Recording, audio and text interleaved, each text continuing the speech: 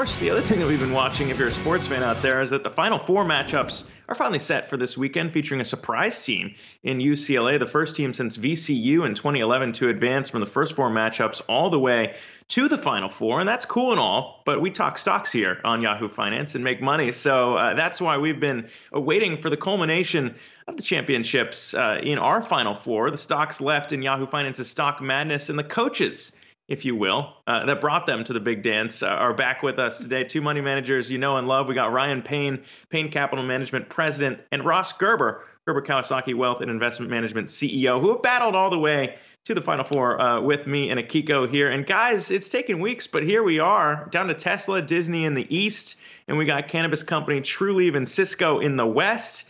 And I think we should start over there on the west side of the bracket. And earlier this week, we had Dan Niles also saying Cisco is a top pick. But Ryan, I guess we'll start with you here in the Final Four matchups. Pitch me on why Cisco should be our Cinderella again.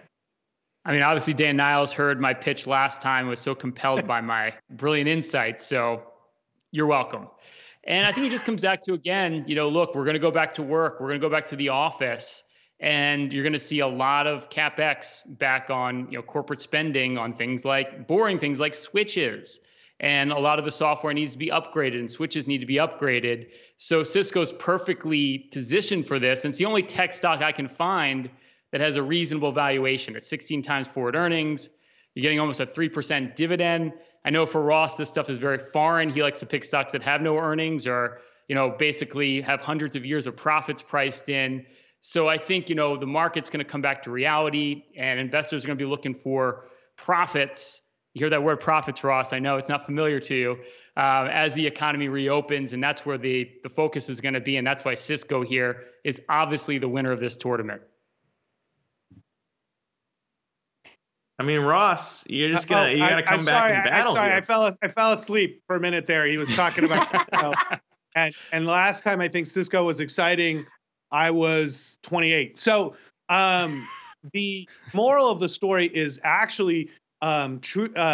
We're talking about Trulieve, right? So, this is a very profitable company. And I think just today they legalized cannabis in New York. So when you look at Schumer on the floor of the Senate talking about legalization and you see the enormous margins and profits that are made in cannabis, I mean, it's like not even comparable. It's like Trulieve is one of the best companies in the stock market for cannabis.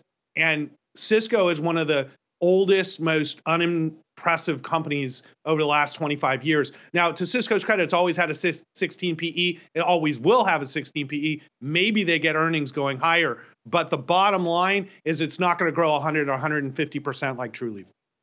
Well, it's already up 400%, Ross. And, I don't know. I don't think the market knows that we're going to get legalization in other states. That's probably not priced in. You're right. That's probably eluded everybody. So it's all about the future. It's about the future, Ryan, and the future is cannabis. I sense some sarcasm on the part of Ryan Payne there. That is one of the things that we have been talking about, though. In the year-to-date run-ups, right, Trulieve up 35%, Cisco up about 17%. We're not necessarily using that as a scorecard in picking a winner in these matchups, and you guys have put me in a tough spot of maybe here picking against a cannabis company that has shown real growth and real profits. But I mean, I'm not saying I'm picking them because when you look at the other side of the bracket, we got two picks from Ross, but Cisco is one that we heard about earlier in the week, catching some bids. Kiko, I think I got to choose Cisco here. Wow, look at that. Kind of Zack. It pains me to talk about UCLA, by the way. I'm telling Kim Rivers. I'm telling Kim. Don't tell Kim. They were the Zack, 11th seed, but it feels, we need against weed. We need one Cinderella story in there, right? Where Cisco's going to become it, maybe. Let's talk about Disney and Tesla, which is the other matchup here. Looking at numbers, of course, Disney up 2.5% year to date.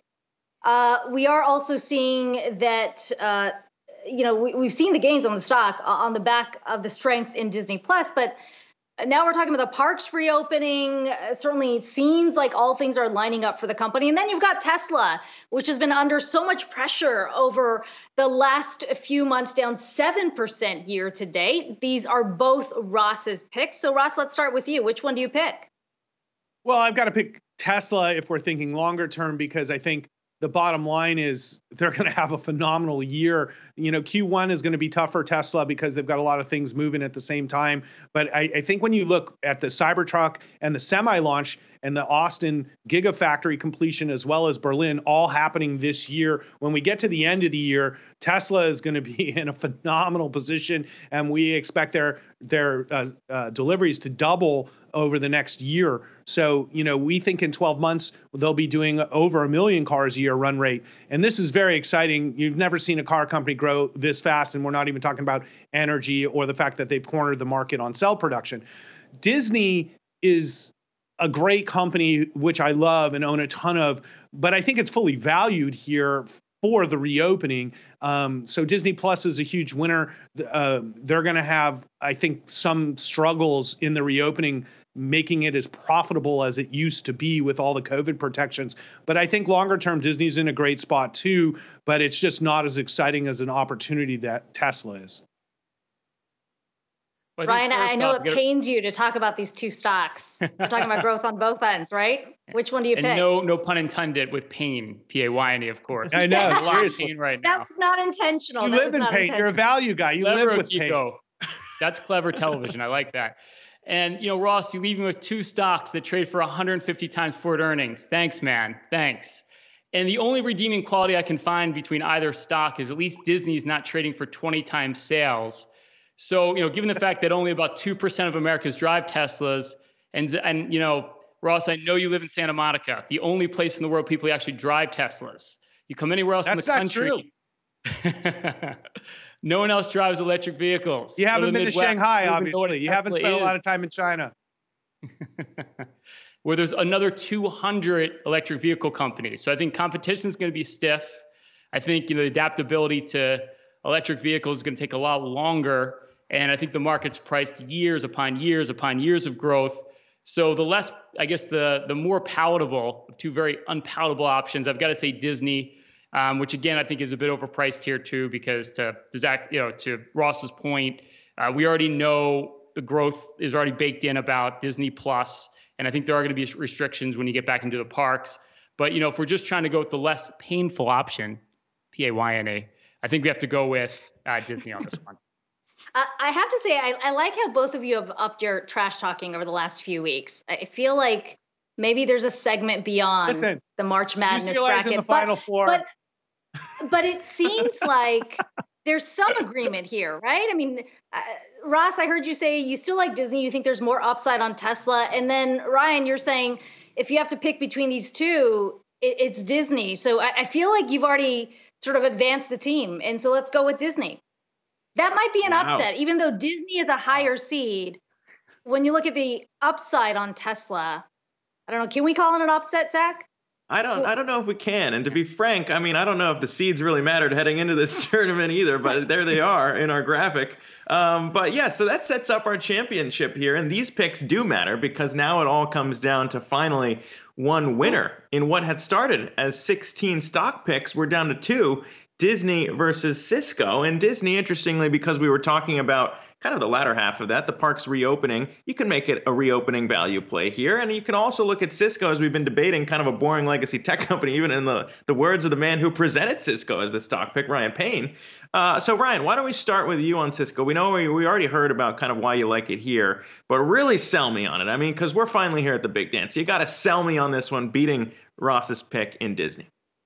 Well, as the old saying goes, you have to skate where the puck's going to be. And for the record, I spent more time thinking about my trash talking this week than studying fundamentals, I have to be honest. I was like, what can I say to Ross that's going to be really offensive today?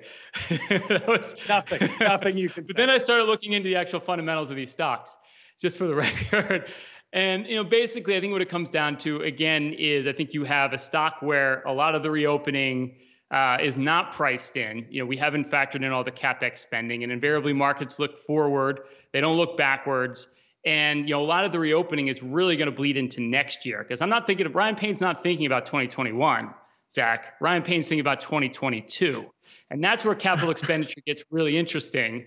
And, I think, again, because Disney is already priced that, that's basically a work from home stock at this point, because Disney Plus, you put your kids in front of the TV while you were working, all priced in. It's old news. Real quick, though, Ryan, real quick, because I want to drive in on that because we talked about it. How much of your pick here on Cisco really hinges on people going back to the office? Because that seems to be important for Cisco. I think it is, and I think we've discounted how much we're going to go back to the office. I know personally with my firm, I'm going to keep pretty much an open door policy, but anecdotally, people are just going to the office because they want to. So I think there is a strong desire to get out of the house. You know, I'd like to hang on the set with you at Yahoo Finance again. You're doing it from afar. It just hurts, Zach. It's just not the same. Okay, because that's important to know, because on the other side... Can we just acknowledge the fact that Ryan Payne's now talking in the third person? I mean, that shows you the confidence of an athlete. You're talking like an athlete now. It's 3 weeks on TV. My ego goes like this. It was a half-court heave. I noticed it. I noticed the shot. I'm not going to say it went in the basket. But, Ross, on the other side of the pick, I mean, you're looking at Disney, which doesn't seem to hinge as much as a return to normal because you got basically both plays. Either you got Disney Plus, and people stay at home, or you got the parks. In fact, that's what makes Disney 100 times more attractive than Cisco, is the fact that it's got a double whammy of earnings growth drivers. And I know Ryan lives in the past because his picks are like Cisco, which was one of my favorite stocks in the 90s, actually. And the 90s were a great time when if you were alive. Weed without a weed pen. Go ahead. But see, Ryan wasn't alive in the 90s, so he just wants to ride the past still. And so I think one of the things that investors have to think about is the future. And the future is a combination of having the greatest streaming service besides Netflix and the greatest family experience that somebody could want to take their kids to. I don't know if Ryan's old enough to have children yet, but when he does, do you have children, Ryan? Not yet. When he does. Yeah, see, he's just not even old enough. So once you have children, you'll realize that it's not just about Disney Plus. It's about the synergy between the parks, the products, you know, the attractions, the movies, going to the plays. I mean, it's just the synergy of Disney's unbelievable. So opening everything up again will leverage their success with Disney Plus in a way they've never had before. So with the enormous optimism we're seeing here in Southern California with almost no COVID cases and the success we've had, Disneyland is going to be like overrun like you've never seen. So, I mean, I'm sure they're going to have security just to keep people out of that place. It's such a winner. You want to refreshing the Ross. The only time you're not talking about weed or gambling. First time, really. No, I talk about video games and kids stuff all the time too. So I do kids and I do adult. You know, I do both. Stock picks for all age groups. Ross, I'm not sure about no COVID cases in LA, but there's no question there is pent-up demand. Yeah, 350 yesterday. That's unbelievably low. It's going down at a rapid rate. No question about that. And to your point, there's a lot of people who've been wanting to go out. Finally, Disneyland opening up. I mean, it seems like there's a lot of upside there. You ride that with the momentum coming from Disney Plus. And Zach, I don't know. I'm not sure Cisco has a comparable business on the other side that grows at that kind of rate.